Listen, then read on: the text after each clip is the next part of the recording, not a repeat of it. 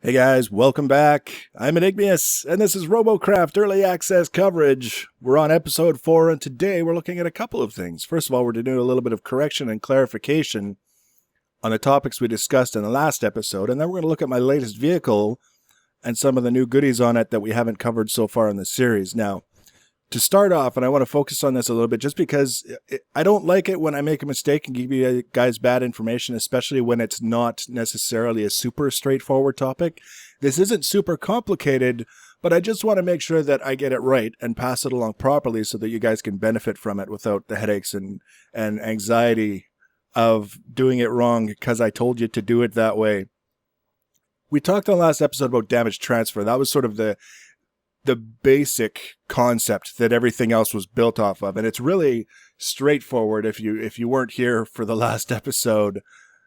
If you imagine you've got a bunch of blocks together, pretend this is your vehicle, and someone shoots the front block on that vehicle with a projectile that has more than enough energy to destroy this front block. This block absorbs all of the damage that it possibly can, depletes the energy of the shot, but the shot still has remaining energy. That energy is transferred to the next block in line. So the whole idea is if you have a powerful enough shot, you can hit one block and it will transfer to other blocks and destroy them. If you have, for example, now this is your vehicle and you take a shot on the front and it's powerful enough, destroys this block, transfers to this one, it can transfer to any of these three, depending on whether or not it's powerful enough to do that. So that's the basic concept of the way the energy transfer works in layman's terms. We're not going to try and get too specific and tell you exactly how the game calculates every single detail, but certainly enough for you to understand. Now, the other thing that determines energy transfer, aside from how much energy hit you, is the shape of the block that the damage transfers to. So whether it's the first block it hits, or it's a block in the middle of the chain, or if it's a block at the end of the line, the shape of the block will dictate where the damage can go when it transfers. In the case of the cube, the damage can transfer to any adjacent block. There's absolutely nothing about the cube that will prevent that from happening. The inner corner, this block here, is the same. Now, the key that we need to understand is that if you look at a face of this particular block, you can see now we're looking at the top face of the block. Pretend the block is a transparent cube. We can see all the faces of the cube, and then we can see this weird kind of wedged block inside. This top square face, it doesn't have full coverage from the wedge block, but it does have this triangle of material in the top face. That's enough for the damage to transfer through. Same with this face. It's got a wedge-shaped triangle thing here on this side, so the damage can transfer through. Nope, wrong button. We don't want to enter a battle right now. Same thing here. You can see we've got material for the damage to transfer through, and then, of course, the other three sides are all full squares, so we know the damage can transfer through. So this block, just like the cube, does nothing to help us control the spread of damage. It will go wherever the hell it wants to go. But if we take this block here, the wedge or prism, depending on who you're talking to and what you like to call it, it's a little bit different. It's got, you can see this side face. It's got the triangle of material, so it can transfer damage on this side. It can transfer damage here. It can transfer damage on this side, and it can transfer damage through this side. So 4 sides of this block, the damage can transfer through it. But then we've got these 2 faces here, where these copper blocks are. You can see there's absolutely nothing on that face of this block. So the damage that's transferring through this wedge cannot transfer to this block here or this block up top because there's no material on that face to transfer the damage. And that's sort of the key. Now, if you remember in the last episode, we were stacking wedges side by side with material touching, because I was of the understanding, based on something that I saw, that that's how it works. These triangle sides can't transfer damage. That was wrong. It's any face that has no material on it, the top or the front like this, is incapable of transferring damage. So if this guy were to take a hit, these guys theoretically would be safe from damage transfer. There's also some other things coming into it. For now, just keep it simple. These guys would be safe. If we go to the outside corner, this wedge piece in here, again, very, very simply, does it have material on the face or not? If yes, it can transfer damage. If no, it can't. This side can transfer damage. The underside can transfer damage. See, it's got the triangle there. This side can transfer damage. The other three have no material on the face. We can actually, if we could angle our camera properly, we can see directly through it and see the full face of all three of these cubes. So all three of these cubes would be exempt from damage transfer if something hit this wedge, corner, whatever you want to call it. I hope that makes more sense. That's basically the beginning and the end of the whole concept of how we control damage transfers. We place blocks in such a way that the key elements that we want to protect don't have damage transferred directly to them if we can avoid it. We can route it around. We can do other things with that damage to keep the central aspects as protected as we can make them for as long as we can make them. And to give you an example, this has been sort of the key design for my cockpits since I got this sorted out. And just to give you an idea, let's put a driver's seat. This would be the base design for one of my cockpits these days. It's just kind of messing around with it, getting a feel for what I like, how it works. The goal is to protect... Let's get rid of that. That's very hard to see with the phantom driver's seat. We want to protect this block that's directly under the driver's seat and this one as well. These are the ones that we want to protect. So we do that by setting up this. It's actually a spiral of blocks. So if you were to hit, say you've got like a big SMG, right? It's just a point fire weapon. It doesn't have any splash damage. And you're like this, and you shoot this outer corner piece, hoping that it's going to spread through to the blocks under the driver's seat. It's going to hit here, but it can't go straight through. It's got to go wherever the blocks can transfer damage. So it's going to go in a spiral. It's going to go all the way around in behind like this, and then around the corner, and then in behind again like this.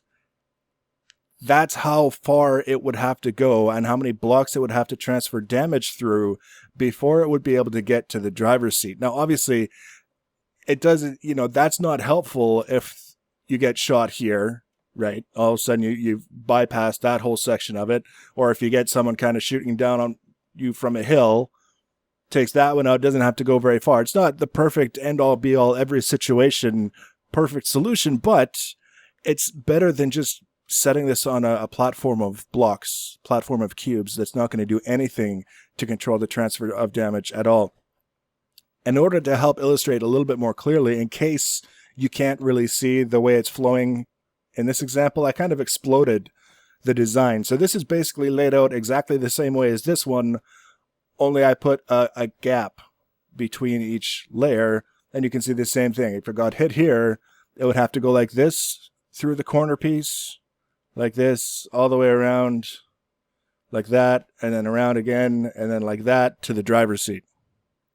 Because of the way these blocks are oriented, you can see if we take a direct hit here, it can't transfer directly into the middle because this block won't transfer forward and it won't transfer up because there's no material. It can transfer to either side and it can transfer out. Not sure how that would work. And it can transfer down, so that's something that we need to be aware of when we're putting in the undercarriage and our wheels and things like that. But in terms of the driver's seat, we've done a fairly reasonable job of protecting it.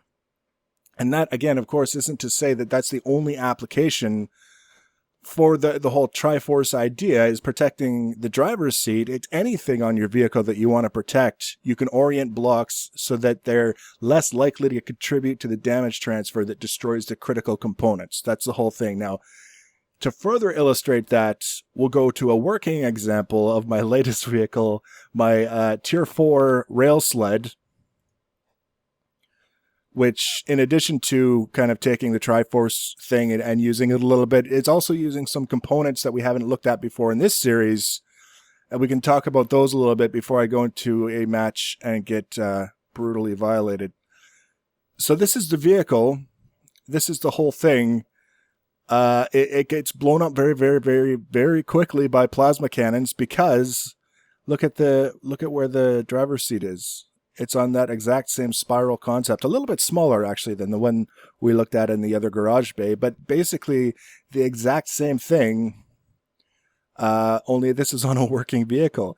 If I take damage from the sides, I notice I don't get beat up so bad, but realistically speaking, everyone's using plasma cannons.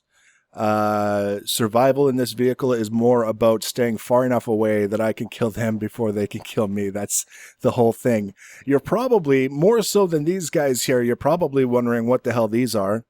If you're not familiar, these are electroplates.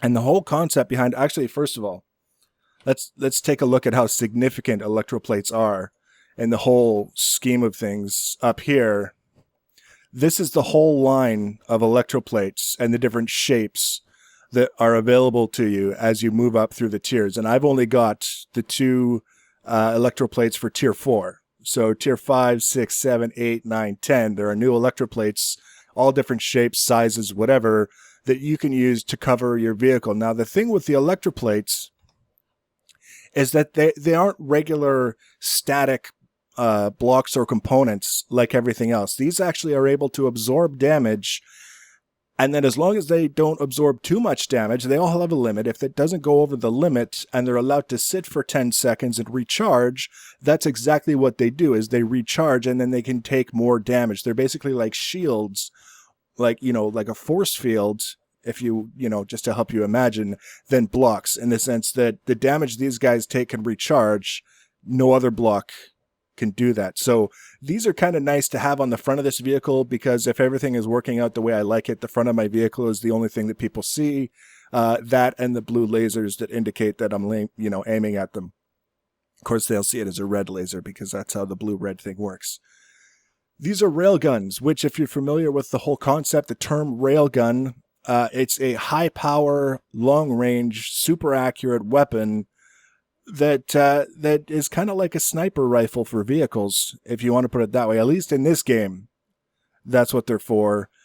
I've got 3 of them, which helps in a variety of ways. The key drawback for railguns is that they take a long time to reload. After you fire it, I think it's 20 seconds before you can fire it again. The benefit, of course, it basically gives you a better scope when you're in the vehicle, and you'll see this. We'll actually do a match, and you'll be able to see it in play, but it's easier to describe it now than in the match. You get an improved scope so that when you zoom in, you can zoom in farther, which allows you to be more accurate with your shots. As long as you meet the proper conditions to aim the weapons properly, specifically your vehicle is not moving and you haven't recently moved the gun, you can get some really, really accurate shots. And because I've got 3 of these guns on my vehicle, instead of firing once and then waiting 20 seconds, they fire individually in sequence. So I can fire one, and then I can fire the second, and then I can fire the third, and then it starts the reload cycle for all 3 at the same time. So I'm a little less vulnerable. I'm able to deal a little bit more damage before I need to reload.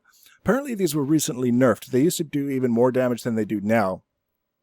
Right now, they do more damage than an SMG per shot and less damage than a plasma cannon, especially with the splash. The key with these is if you aim your shots accurately and you hit what you aim for, you can really mess up a vehicle by pinpointing key systems, which is really, really difficult to do with SMGs and certainly very difficult to do with plasma cannons because you just don't have that long distance accuracy. So that's what this vehicle basically focuses on, is putting myself in a position where I can see the enemy from as far away as possible and then hopefully damaging them before any of them get a chance to close on me, because this vehicle just crumbles under plasma cannons. Because if you imagine any kind of plasma cannon bolt landing anywhere on the top of this vehicle will, the splash damage will reach basically everything. I've been one-shot so many times, and I can't build a canopy over the vehicle or it restricts these guys, and they don't like that. So I would have to be very, very careful. Realistically speaking, all I'm doing with this vehicle is farming tier points so that I can move up into a flying vehicle, a proper flying vehicle. Now, the last detail that I'll just point out now is you can see it's got these little arms off to the sides. These are stabilizers so that, first of all, when I'm driving, turning left and right, I don't roll over. That's very key. We've talked about that before. Also, these guys have quite a kick to them, and I don't want to put myself in a position where I just happen to be on the right kind of hill, shooting in the right direction that flips my vehicle or kind of moves it. These help stabilize it. And then, of course, we've got the tail in the back that does the same thing. This actually serves the purpose of stabilizing the vehicle so that when I accelerate, it doesn't lift the front tires off the ground and I can properly steer. These are radar jammers. I've got 2 of them on here. I don't know if that's more useful than 1, but I've got 2 nevertheless. It disrupts the radar signal from other enemies so that my position isn't transmit to them because of their radar system. It's not 100% apparently, but every little bit helps. I want to be unnoticed for as long as I possibly can be. And then tucked underneath here is my radar. So that's basically the vehicle. We've got some protection on the front, courtesy of the electroplates. We've got 3 sniper rifles, and we're good for protection from SMG fire, but plasma cannon still mess us up, and we're stable as hell. So let's get into a match and see what this guy actually does. Now we've actually got 2 matches, or more specifically, we've got a part of one and then another full match. I'm including this one here because 2 reasons. One, it demonstrates what I was talking about the long-range precision. And then something funny happened, and I had to include it because sometimes we have to show our mistakes. Yeah, it was a mistake. I made a mistake, and also it was just a derp. One of those things that all the wrong things happened at the right times, and something crazy happened. So decent mobility. I can keep pace with most of the vehicles that are on the field. I don't have any rockets on this vehicle, and I don't think I want them. That light on the front is actually from a headlamp block that you can get. I was putting as many blocks onto this vehicle as I could to push it over into Tier 4. You can see the zoom on this guy now. Unlike the plasma cannon or the SMG, this guy's got quite a reasonable zoom. So I'm kind of careful approaching. I don't want to stand out amongst all these people, and then I see the plasma bolts from up in the sky. There's our nemesis, the plasma bomber. And blam, first shot takes off his tail. That's bad news. That's bad news for any kind of flyer to be losing body parts like that, because you can't afford to lose control. And we got him. 3 shots, took all 3 shots, but we got him. And that's what this kind of vehicle really does well at, is the long-range precision shooting. I kind of prefer, based on my experience, I prefer SMGs for shooting at flyers, but that was in lower tiers, so I'm not sure how well this would do. Now you can see here, my gun's just reloaded. I take a shot, it hits the dirt berm just between me and him. Same thing happens there, so I'm like, plasma cannons, I hate them. We got to get out of here, back up, get some distance. All that talk about building a vehicle that won't flip. We roll over a boulder and it flips us, and then he one-shots us with the plasma cannons. Just like that. It was like, I saw the boulder, and then I saw the vehicle start to go over, and the next thing I know, I was just skidding on my roof, and then it was game over. So that, like I say, I had to show you guys. We actually did win that, and it was worth winning. I got a decent amount of currency and a tech point, so that was okay. But this match is a little bit more robust in terms of what I'm actually able to contribute to. The exact same vehicle. I haven't changed the configuration. Only this time we're not going to roll over any boulders. So you can see, again, I don't want to hang back to the point where I'm useless, because I see other people doing it, and it's very frustrating when you lose because people are too passive. But in this case, same as in the last match, I want to advance to a place where I'm useful without drawing attention to myself. And in this case, I know the enemy is big on coming around that ridge right over there. You can see we've got 2 vehicles up there now. I've got a bunch of our guys in front of me, kind of keeping them occupied, so I can start taking shots and being a little bit mindful about what I'm doing and why, and also trying to keep an eye on where my guys are and what they're doing. So we can see we've got another guy over there making a complete ass of himself, shooting at our guys with his plasma cannons.